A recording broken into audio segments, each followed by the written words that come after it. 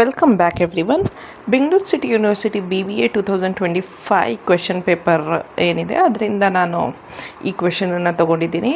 2024-25 financial year and assessment year 25-26ಗೆ update ಮಾಡ್ಕೊಂಡಿದ್ದೀನಿ ಕ್ವೆಶನನ್ನು. ಸೊ ಇಲ್ಲಿ the following incomes were received by mister Bhaskar during the financial year 2024-25 assessment year 2025-26 ಅಂತ ಕೊಟ್ಟಿದ್ದಾರೆ. ನೋಡಿ, ಡೈರೆಕ್ಟರ್ಸ್ ಫೀಸ್ ಅಂದರೆ ಏನು? ಡೈರೆಕ್ಟರ್ಸ್ ಫೀಸ್ ಅಂದರೆ ಈಗ ಒಬ್ಬ ವ್ಯಕ್ತಿ ಯಾವುದಾದ್ರೂ ಒಂದು ಇನ್ಸ್ಟಿಟ್ಯೂಷನಲ್ಲಿ ಡೈರೆಕ್ಟರ್ ಆಗಿ ಕೆಲಸ ಮಾಡ್ತಾ ಇರ್ತಾನೆ ಅಂತ ಅಂದ್ಕೊಳ್ಳೋಣ. ಅಲ್ಲಿ ಅವನಿಗೆ ಫೀಸ್ ಅಂತ ಕೊಡ್ತಾರೆ. ಫಾರ್ ಎಕ್ಸಾಂಪಲ್, ಈಗ ನಾನು ಒಂದು ಕಾಲೇಜಲ್ಲಿ ಪ್ರೊಫೆಸರ್ ಆದರೂ ಕೂಡ ನನ್ನನ್ನು ಯಾವುದಾದ್ರೂ ಬೇರೆ ಇನ್ಸ್ಟಿಟ್ಯೂಷನಲ್ಲಿ ಪಾರ್ಟ್ ಟೈಮ್ ಡೈರೆಕ್ಟರಾಗಿ ಸೇರಿಸ್ಕೊಂಡಿರ್ತಾರೆ, ಸುಮ್ಮನೆ ಏನೋ ಒಂದು ಸಜೆಷನ್ಸ್ ಕೊಡೋದಕ್ಕೆ ಅದಕ್ಕೆ ಇದಕ್ಕೆ ಅಂತ. ಸೊ ಈಗ ನಾನು ಡೈರೆಕ್ಟರಾಗಿ ಅಲ್ಲಿ ಕೂತು ಏನೋ ಕೆಲಸ ಮಾಡ್ತೀನಿ, ಸಜೆಷನ್ಸ್ ಕೊಡ್ತೀನಿ, ಏನೇನು ರೆಸ್ಪಾನ್ಸಿಬಿಲಿಟೀಸ್ನ ಪೂರೈಸ್ತೀನಿ. ಅದಕ್ಕೋಸ್ಕರ ಅವ್ರು ನನಗೆ ಡೈರೆಕ್ಟರ್ ಸಿಟ್ಟಿಂಗ್ ಫೀಸ್ ಅಂತ ಒಂದು 10,000 ರೂಪಾಯಿ ಕೊಟ್ಟಿದ್ದಾರೆ ಅಂದರೆ that is income from other source ಆಗುತ್ತೆ. ಸೊ ಇಲ್ಲಿ director sitting fees is income from other source. ನೆನ್ಪಿಟ್ಕೊಳ್ಳಿ, ಈ ವರ್ಷ ಈ ಸೆಮಿಸ್ಟರಲ್ಲಿ ನೀವು ಓದ್ತಾ ಇರೋದು ಯೂನಿಟ್ 1ನಲ್ಲಿ income from business and profession. Directors fees sitting fees income from other source ಹೊರತು not income from business of profession. ನಿಮಗೆ ಇನ್ಕಮ್ ಫ್ರಮ್ ಪ್ರೊಫೆಷನ್ ಮತ್ತು ಇಲ್ಲಿ ಕನ್ಫ್ಯೂಷನ್ ಆಗ್ಬೋದು. So always remember directors sitting fees is income from other source ಅಂತ. So 10,000 ರೂಪಾಯಿ fully taxable ಆಗುತ್ತೆ.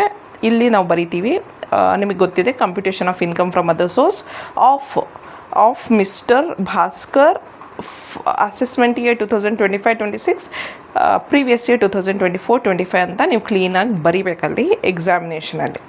So ನೀವು ಕ್ಲೀನಾಗಿ ಟೈಟಲ್ ಬರೆದಾದ್ಮೇಲೆ particulars amount as per old regime, amount as per new regime ಅಂತ ಬರೀರಿ. ಇದು ಬೇಡ, this is just to make you people understand the concept, that's all. So let's see one by one here. First one is director sitting fees, 10,000 rupees. So here director sitting fees is fully taxable, 10,000 rupees under old regime as well as under new regime.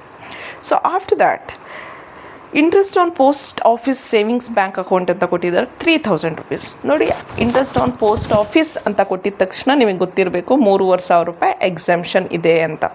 So 3,500 ರೂಪಾಯಿ exemption ಇರೋದ್ರಿಂದ ಅಲ್ಲಿ 3,000 ರೂಪಾಯಿ ಕೊಟ್ಟಿರೋದ್ರಿಂದ ನಮಗಿಲ್ಲಿ 0 ಆಗುತ್ತೆ, ನಿಲ್. Okay, ನಿಲ್ ಅಂತ ಕೊಟ್ಟಿದ್ದೀವಿ. ಯಾಕಂದರೆ up to 3,500 is 0, tax pay ಮಾಡೋಂಗಿಲ್ಲ. 3,500ಕ್ಕಿಂತ ಮೇಲೆ ಎಷ್ಟಿರುತ್ತೋ ಅದ್ರ ಮೇಲೆ ನಾವು ಟ್ಯಾಕ್ಸ್ ಪೇ ಮಾಡಬೇಕಾಗುತ್ತೆ. ಅದು 2 ಆಯಿತು. ನೆಕ್ಸ್ಟ್ 3ನೇದು interest on fixed deposit from bank of Baroda. So fixed ಡೆಪಾಸಿಟಿಂದ ಬರುವಂಥ ಇಂಟ್ರೆಸ್ಟ್ ಏನಿರುತ್ತೆ ಫುಲ್ಲಿ ಟ್ಯಾಕ್ಸಬಲ್ ಇರುತ್ತೆ. ಇದಕ್ಕೆ ಯಾವುದೇ ರೀತಿ ಡಿಡಕ್ಷನ್ಸ್ ಇರಲ್ಲ. Interest on savings bank account ಅಂತ ಇದ್ದರೆ ಅದ್ರ ಮೇಲೆ ಅವನಿಗೆ ಓಲ್ಡ್ ರಿಜಿಮಲ್ಲಿ TTA ಪ್ರಕಾರ ಅಥವಾ TTA B ಪ್ರಕಾರ ಅವ್ನು ಸೀನಿಯರ್ ಸಿಟಿಸನ್ನ ಅಲ್ವಾ, ಅದ್ರ ಬೇಸಿಸ್ ಮೇಲೆ ಡಿಡಕ್ಷನ್ ಸಿಗಬಹುದು only under old regime. But ಇಲ್ಲಿ ಫಿಕ್ಸ್ಡ್ ಡೆಪಾಸಿಟ್ ಅಂತ ಇರೋದ್ರಿಂದ ಇಲ್ಲಿ ಯಾವುದೇ ರೀತಿ ಡಿಡಕ್ಷನ್ ಸಿಗಲ್ಲ. 8,000 ರೂಪಾಯಿ ಡೈರೆಕ್ಟಾಗಿ ಫುಲ್ಲಿ ಟ್ಯಾಕ್ಸಬಲ್ ಆಗುತ್ತೆ. Interest on fixed deposit 8,000 fully taxable.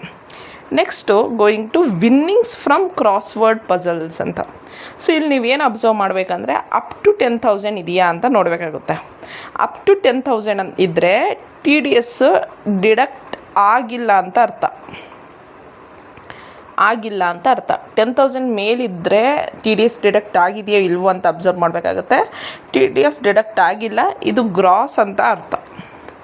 So ಇದು ಗ್ರಾಸ್ ಅಂದರೆ TDS ಡಿಡಕ್ಟ್ ಆಗಿಲ್ಲ ಅಂತ. ಸೊ ಇಲ್ಲಿ ಡೈರೆಕ್ಟಾಗಿ winnings from crossword puzzle 10,000 rupees ಗ್ರಾಸ್ನ ತೊಗೊಳ್ಬೇಕು ಯಾವತ್ತು ಕ್ಯಾಲ್ಕುಲೇಟ್ ಮಾಡುವಾಗ. ಇದ್ರ ಬಗ್ಗೆನೂ ವೀಡಿಯೋ ಮಾಡಿ ಹೇಳಿದ್ದೀನಿ ನಾನು ನಿಮಗೆ. ಒಂದು ವೀಡಿಯೋ ಮಾಡಿದ್ದೀನಿ, make you people understand grossing up of income ಅಂತ. ಓಕೆ, ಆ ವಿಡಿಯೋನ ವಾಚ್ ಮಾಡಿ ನಿಮಗೆ ಕ್ಲಿಯರಾಗಿ ಗೊತ್ತಾಗುತ್ತೆ. Next winnings from lottery. ಇಲ್ಲೇ ಬ್ರ್ಯಾಕೆಟಲ್ಲಿ ಅವ್ರು ಕೊಟ್ಬಿಟ್ಟಿದ್ದಾರೆ ನೆಟ್ ಅಂತ.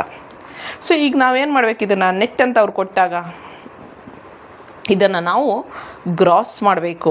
ಸೊ ಗ್ರಾಸ್ ಮಾಡಬೇಕು ಅಂದರೆ ಏನಂದರೆ ನಿಮ್ಗೆ ಗೊತ್ತಿರಬೇಕು 70,000 ಇಸ್ ಅ ನೆಟ್ ಅಮೌಂಟ್ ಅಲ್ವಾ. ಸೊ ಇದು net amount divided by 1 minus 0.30. ಯಾಕೆ 30 ತೊಗೊಳ್ತಾ ಇದ್ದೀವಿ ಅಂದರೆ ಇದು ಲಾಟ್ರಿ, ಕ್ರಾಸ್ವರ್ಡ್ ಇದ್ರ ಮೇಲೆಲ್ಲ 30% TDS ಇರುತ್ತೆ.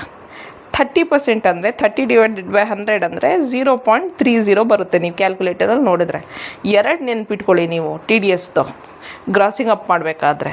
ಲಾಟ್ರಿ, ಕ್ರಾಸ್ವರ್ಡ್ ಮತ್ತು race, horse race, camel race ಆ ರೀತಿ ಎಲ್ಲ ಕೊಟ್ಟಿದ್ರೆ ಅದು 30% ಇರುತ್ತೆ. ಸೊ ಯಾವತ್ತಿಗೂ ನೀವು ನೆಟ್ ಅಮೌಂಟು ಈಗ 70,000 ಡಿವೈಡೆಡ್ ಬೈ 0.70 ಅಂತ ನೀವು ಮಾಡಿದರೆ ಸಾಕು. ಇಲ್ಲಿ ಡಿನಾಮಿನೇಟರ್, ನ್ಯೂಮರೇಟರ್ ಅವ್ರು ಏನು ಅಮೌಂಟ್ ಕೊಟ್ಟಿರ್ತಾರೋ ಅದು, ಡಿನಾಮಿನೇಟರ್ 0.70 ತೊಗೊಳ್ಬೇಕು if it is casual income related ಆಗಿದ್ದರೆ. ಇದು ಸೆಕ್ಯೂರಿಟೀಸ್ ರಿಲೇಟೆಡ್ ಆಗಿದ್ದರೆ, ಗೌರ್ಮೆಂಟ್ ಸೆಕ್ಯೂರಿಟೀಸು, ಪ್ರೈವೇಟ್ ಸೆಕ್ಯೂರಿಟೀಸು ಅದ್ರದ್ದು ರಿಲೇಟೆಡ್ ಆಗಿದ್ದರೆ ನ್ಯೂಮರೇಟರ್ ಅವ್ರು ಏನು ಕೊಟ್ಟಿರ್ತಾರೋ ಅದು, ಡಿನಾಮಿನೇಟರ್ 0.90 ಬರುತ್ತೆ. ಯಾಕಂದರೆ ಅಲ್ಲಿ 10% ಟಿ ಡಿ ಎಸ್ ಇರುತ್ತೆ ಗ್ರಾಸಿಂಗ್ ಅಪ್ ಮಾಡಬೇಕಾದ್ರೆ. ಓಕೆ, ಸೊ ಈಗ ನಾನಿಲ್ಲಿ 70,000 ಡಿವೈಡೆಡ್ ಬೈ 0.70 ತೊಗೊಂಡು ಮಾಡಿದ್ರೆ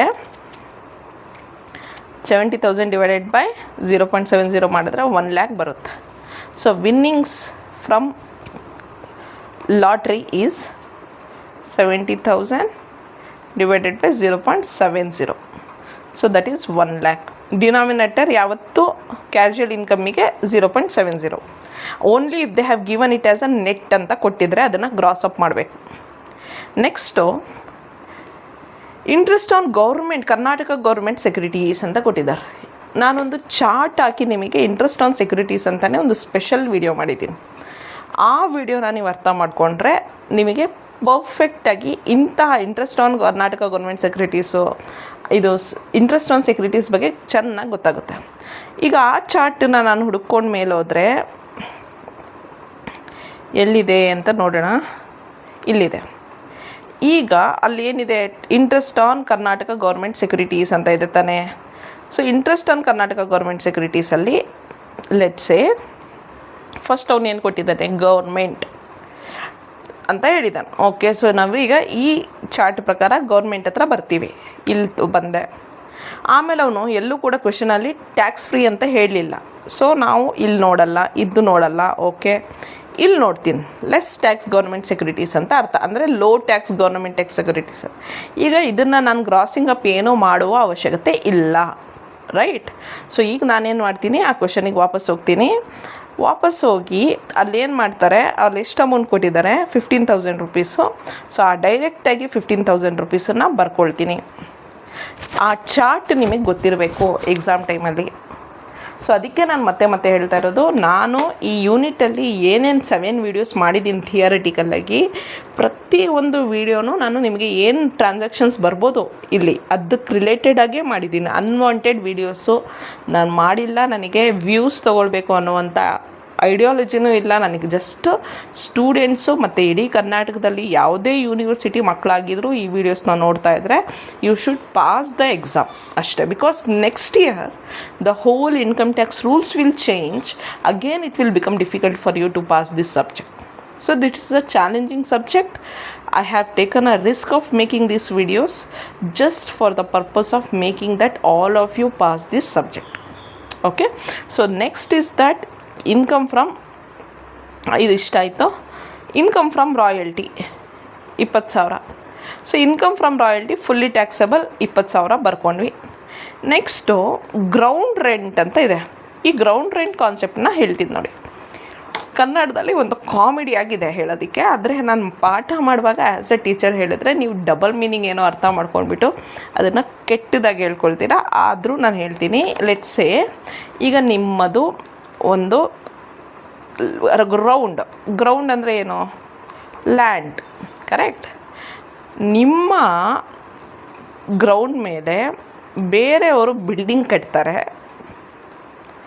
ಆ ಬಿಲ್ಡಿಂಗು ಅವ್ರು ಓನ್ ಮಾಡಿರೋದು, ಆದರೆ ಗ್ರೌಂಡು ನಿಮ್ಮದು, ಯುವರ್ ಗ್ರೌಂಡ್. ಈ ಬಿಲ್ಡಿಂಗಿಗೆ ಬಿಲ್ಡಿಂಗ್ ಅವ್ರದ್ದೇ ಆದ್ರೂ ಗ್ರೌಂಡ್ ನಿಮ್ಮದಿರೋದ್ರಿಂದ ಅವ್ರು ನಿಮಗೆ ರೆಂಟ್ ಪೇ ಮಾಡ್ತಾ ಇರ್ತಾರೆ.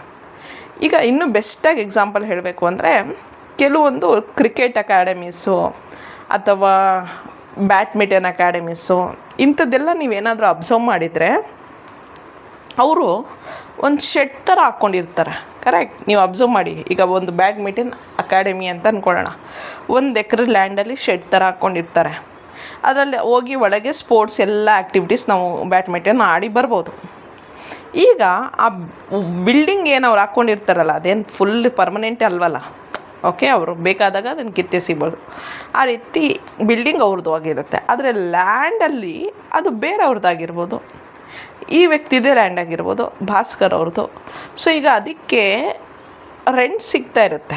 So that is what we call it as a ground rent ಅಂತ.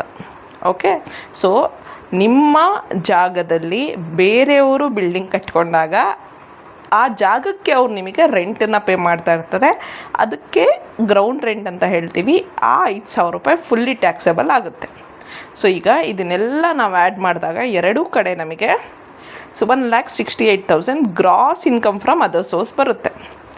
ಇದರಲ್ಲಿ ಡಿಡಕ್ಷನ್ಸ್ ಮಾಡಬೇಕು ಅಂಡರ್ ಸೆಕ್ಷನ್ 80 TTA. ಯಾವುದೇ ರೀತಿ ಸೇವಿಂಗ್ಸ್ ಇಂಟ್ರೆಸ್ಟ್ ಇಲ್ಲ, ಯಾಕಂದರೆ ಇಲ್ಲಿ ಕೊಟ್ಟಿರೋದು ಫಿಕ್ಸ್ಡ್ ಡೆಪಾಸಿಟ್, ಸೇವಿಂಗ್ಸ್ ಇಲ್ಲ. ಅದಕ್ಕೋಸ್ಕರ ನಾವು ಯಾವುದೂ ತೊಗೊಂಡಿಲ್ಲ. ಓಲ್ಡ್ ರಿಜಿಮಲ್ಲಿ ತೊಗೊಂಡಿಲ್ಲ, ನ್ಯೂ ರಿಜಿಮಲ್ಲಿ ಬರೋದೇ ಇಲ್ಲ. ಸೊ ಉಳಿದಿದ್ದು total taxable income from other sources 1,68,000 only. So this is about this problem of BBA 2025 question paper. Thank you so much.